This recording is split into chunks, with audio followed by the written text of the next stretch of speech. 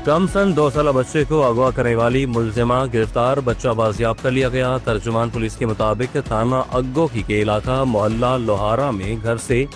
मिसमात नादिया कौसर जो कि डॉक्टर से दवाई लेने निकली तो इसके दौरान इसके 2 साल कमसन बेटे मोहम्मद अयाज को किसी नामालूम औरत ने अगवा कर लिया, जो कि बच्चे के अगवा की बाबत फौरी मुकदमा दर्ज किया गया। डीपीओ सियालकोट फैसल शहजाद ने कमसन 2 साल बच्चे के अगवा का फौरी नोटिस लिया और बच्चे की बाजियाबी के लिए हदायत जारी की, जिस पर SHO थाना अग्गो की इंस्पेक्टर नुमान अहमद भुट्टर ने टीम के हमरा ह्यूमन रिसोर्स, जदीद तकनीकी और साइंसी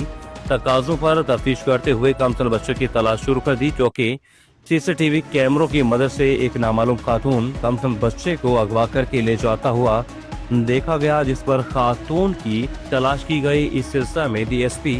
सदर सर्कल ने SHO थाना अगो की बमा पुलिस टीमों ने सर्च ऑपरेशन के दौरान घर घर की तलाशी दी तो एक मकान से अगवाकार खातून और कमसन 2 साल बच्चे को ट्रेस कर लिया गया। खातून को लेडीज पुलिस की मदद से गिरफ्तार किया गया।